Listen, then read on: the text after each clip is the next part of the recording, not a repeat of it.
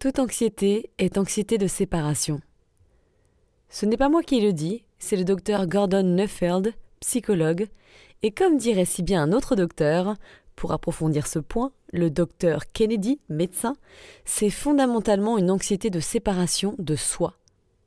Vous souffrez d'anxiété parce qu'au fur et à mesure de vos expériences, vous vous êtes séparé de vous-même. On va parler des raisons qui expliquent pourquoi dans quelques instants.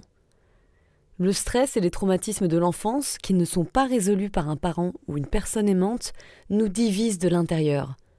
Pourquoi on se sépare de soi ? Parce qu'on sépare notre mental de notre corps. On se dissocie. C'est un mécanisme de survie. Quand les stress que l'on vit dans notre jeunesse sont trop difficiles à supporter et que nous n'avons pas l'éducation ni les capacités de les surmonter, et qu'on ne nous aide pas à le faire, nous les mettons bien de côté. C'est en fait la seule solution qu'on trouve. Mais ça ne part pas hors de nous à 3000 km. Non, ça reste là, dans le corps. Nous les enterrons bien au fond de celui-ci, hors du conscient et dans l'inconscient, ce qui nous dissocie finalement de notre corps. Par conséquent, on ne vit plus que dans notre mental, bien en haut, complètement déconnecté de notre corps, de ses besoins biologiques, de notre respiration, des sensations, des émotions, etc. Mais le problème, c'est que cette séparation, elle n'est pas saine du tout. Le corps ne peut pas fonctionner de manière optimale parce qu'il est trop occupé à stocker tous ses stress en lui, ses toxines, ses perturbations lourdes pour notre organisme. Ça crée une énorme quantité d'énergie, car tout est énergie évidemment, on le sait, y compris la peur et autres émotions refoulées, qui s'accumulent peu à peu dans notre système sous une forme que le docteur Kennedy appelle alarme, c'est-à-dire de l'anxiété. Mais pour moi, ça peut être aussi d'autres symptômes. Quand on dit qu'on est déconnecté de soi, on parle à la fois de la déconnexion au corps, comme on l'a vu. Or, on ne peut pas être bien s'il n'y a pas un équilibre entre le corps et l'esprit, évidemment, mais il y a aussi une autre conséquence de cette dissociation, entre le soi adulte, the adult self, et l'enfant intérieur, the inner child. L'inner child, en quelques mots, c'est l'association de toutes les expériences que l'on a vécues depuis que l'on est né, et même in utero, parce qu'il s'en passe des choses in utero, je vous le dis pas. Certaines, voire beaucoup d'entre elles d'ailleurs, peuvent être très douloureuses, comme des pertes, des négligences, des deuils, des manques, de la violence, des peurs, des traumatismes. Et donc pour faire le lien avec ce que je vous ai expliqué plus haut, comme on a mis de côté toutes ces émotions et expériences difficiles pour ne plus les ressentir, parce que c'était trop submergent à l'époque où on les a vécues, et qu'on s'est bien dissocié comme il faut, notre nous adulte n'a pas du tout envie de repenser à ça, de se reconnecter avec ses peurs, ses expériences difficiles, ses souvenirs douloureux, ses émotions submergentes, ça fait beaucoup trop souffrir. Il préfère oublier et aller de l'avant. Poup, bye bye. Sauf que l'enfant intérieur, il est toujours là dans le corps, puisqu'il fait partie de l'inconscient. Il ne va nulle part. Il n'est pas ailleurs. Coucou la dissociation bis. Par conséquent, cet enfant intérieur ne fait pas confiance à l'adulte qui n'a jamais pris le temps de se connecter à lui. Il y a donc un malaise intrinsèque au sein de notre inconscient. Ça va créer forcément d'autres déséquilibres et de l'anxiété, ce que l'on peut appeler alarme. Quand on ne vit qu'à travers son mental, je dirais à peu près 80% des personnes sur Terre, et que l'on est déconnecté de notre enfant intérieur et de notre corps, ça commence à faire lourd pour le système. Il paraît plutôt normal qu'il y ait de l'anxiété en fait. Il manque une partie de nous. On est déconnecté de notre être, en tout cas d'une partie. Alors parlons rapidement de la solution. Certes, ça peut prendre du temps. Quand on a passé 35, 40 ans ou plus à se dissocier, ne vous attendez pas à changer en 2 jours. Ben oui, c'est pas comme Amazon. Mais ça vaut le coup. C'est un travail spirituel et psychologique primordial.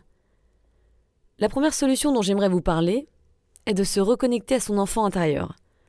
Alors je sais que ce concept, ça peut surprendre, ou ça peut ne pas intéresser, ou qu'on peut avoir du mal à y croire. Pourtant, il est beaucoup utilisé dans la psychologie, mais également dans les douleurs chroniques. Parce que les douleurs chroniques, c'est ni plus ni moins qu'une alarme du système. Pareil, l'expression des blessures du passé et des stress, traumas, émotions refoulées qui débordent de votre système. Mayday! Se connecter avec l'enfant intérieur, c'est accueillir sans filtre et avec amour ses émotions. C'est faire la paix avec le passé en fait. Pour cela, il faut mettre de la lumière dans nos parts d'ombre. Et oui, je sais, c'est jamais évident. Coucou l'évolution personnelle. On met les mains dans la boue ou dans la merde, ça dépend. C'est imaginer en fait son enfant intérieur, peu importe la manière, ça peut être vous à 3 ans, 8 ans, 12 ans, vraiment peu importe. Ça change en plus en fonction de ce sur quoi vous travaillez ou comment vous êtes inspiré. C'est un symbole en fait. Ça peut être toujours votre vous à 12 ans alors que vous traitez un problème quand vous aviez 18 ou 8 ans. Ça n'est pas important, c'est l'intention derrière qui l'est. C'est le symbole, l'incarnation de ce truc-là, cette idée. cette idée précise. Bref, choisissez ce qui vous parle, rentrez en contact avec cet enfant.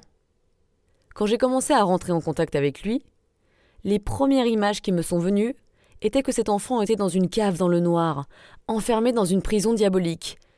En fait, cet enfant, il était en colère. Au lieu de maîtriser le scénario, ce qui est tout à fait possible, c'est un outil instinctif, ça peut dépendre des fois, go with the flow comme on dit, je me suis laissée porter parce que c'est mon inconscient ou mon imagination qui me faisait penser à ça, peut-être que j'étais guidée en réalité. Donc cet enfant intérieur, il était abandonné, enfin je veux dire elle, parce que c'est moi en fait, elle était abandonnée, sale, remplie de boue. Au départ c'est comme si elle était possédée tellement elle était énervée, elle était hystérique. C'était bizarre, mais j'ai vraiment pas cherché à mettre du mental dessus, j'ai juste accueilli, et ça je pense que c'est important. Et j'ai réussi au fur et à mesure à lui parler, à lui demander pourquoi elle était en colère, à la calmer, à la caresser peu à peu, à la laver aussi, parce qu'il y avait plein de boue, elle était sale, à faire le ménage dans sa cellule, à lui montrer de la lumière, à ouvrir la fenêtre. Ça peut paraître inutile, mais ça ne l'est pas du tout. Le cerveau adore la visualisation. L'inconscient fonctionne avec la visualisation. Bref, trouvez un moyen d'abord de rentrer en contact, quelque chose qui vous parle, et ensuite écoutez ce que votre enfant a à dire.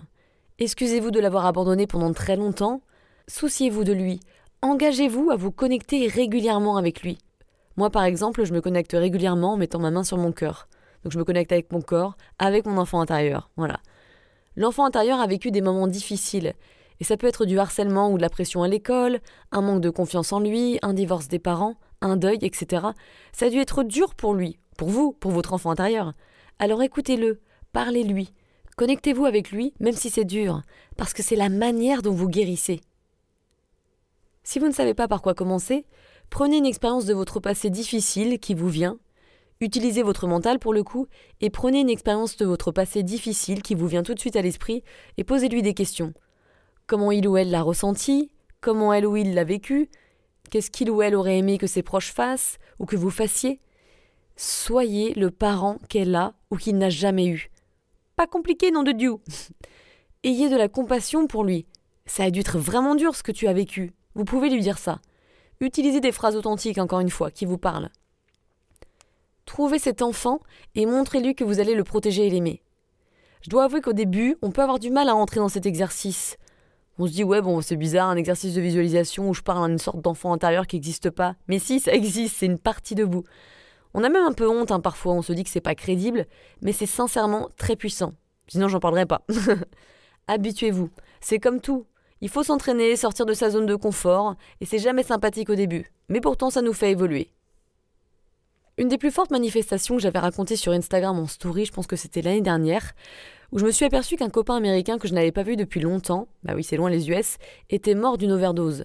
J'ai pleuré toutes les larmes de mon corps pendant plusieurs jours, alors que je lui ai pas parlé depuis longtemps, mais je l'appréciais beaucoup. Pendant plusieurs jours j'étais super mal, et c'est vrai que mon chéri il trouvait que c'était un peu une réaction forte. Puis, un ami avec qui je partageais beaucoup de choses sur le travail personnel m'a dit « Parle à ton enfant intérieur ». Et c'est vrai que j'y avais pas pensé, et c'est ce que j'ai fait. En seulement quelques minutes, j'ai compris que mon enfant intérieur se sentait responsable de sa mort, car je n'avais pas été là pour le sauver. Cela faisait évidemment écho à un gros traumatisme que j'ai vécu à l'adolescence. J'ai donc passé du temps à parler à mon enfant intérieur, à lui dire que ce n'était absolument pas de sa faute, que ce n'était d'ailleurs pas sa responsabilité de sauver les gens, encore moins des gens qui ne sont pas les plus proches et qui habitent à Pétaouchnok, qu'elle avait peut-être été un soleil pour lui à certains moments, qu'elle avait peut-être contribué à améliorer quelques-unes de ses journées, mais qu'elle n'était pas responsable, et qu'il fallait qu'elle fasse la paix avec cela. Après seulement quelques minutes, j'étais en paix, j'ai arrêté de pleurer. J'ai même pas compris pourquoi, c'était tellement fort. Donc voilà, c'est vraiment powerful, je vous le dis, vraiment. D'autant plus que tous les gens qui ont des symptômes, ils ont tout le temps des émotions refoulées.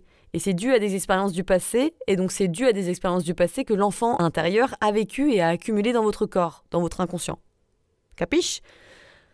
À côté de ça, et ça j'en parle tout le temps dans mon Instagram, je vous invite à suivre mes pages Instagram, je vous invite aussi à écouter ma Mind Body Minute et tous mes épisodes, il y en a régulièrement, à écouter aussi mes autres épisodes sur mon podcast, parce que je parle toujours de cette reconnexion au corps, à savoir ressentir les émotions, ne plus les mettre de côté, écouter son corps dans les besoins biologiques, à savoir quand il a envie de faire pipi, quand il a envie de rôter, de bâiller, d'aller se coucher, de manger, d'arrêter de manger. de faire une pause. Reconnectez-vous au moment présent également pour être moins influencé par le mental, pour sortir de votre mental. Tout ça va équilibrer votre lien corps-esprit. Je ne vais pas développer plus la connexion au corps parce que vraiment je pense que j'en parle assez dans mes podcasts, dans la Mind Body Minute, mais aussi sur Instagram. Donc je vous invite à faire ça. Pour vous aider, si vous voulez, j'avais fait une méditation dans mon podcast il y a pas mal de temps. C'est le solo numéro 11, renouer avec son enfant intérieur. Ça peut peut-être vous aider, vous guider en tout cas. Voilà, écoutez, ce sont, je dirais, les seules manières de développer un sentiment de sécurité. On ne peut pas avoir un sentiment de sécurité en restant en haut, là-haut, dans la montagne du mental. C'est pas possible. Il faut se reconnecter au corps, il faut que le corps se sente enfin en sécurité, il faut digérer toutes les émotions et tous les stress de survie stockés en lui, et ça s'apprend à la fois en faisant la paix avec son enfant intérieur et en se reconnectant avec lui, et à la fois en se reconnectant peu à peu avec notre corps, en gérant et acceptant nos sensations, nos émotions sans peur, mais avec compassion et amour, en augmentant nos capacités somatiques et notre interoception. Bref, ça, c'est des choses dont je vous parle ailleurs. C'est comme ça que le corps et l'esprit s'associent enfin et qu'on a des solutions qui durent.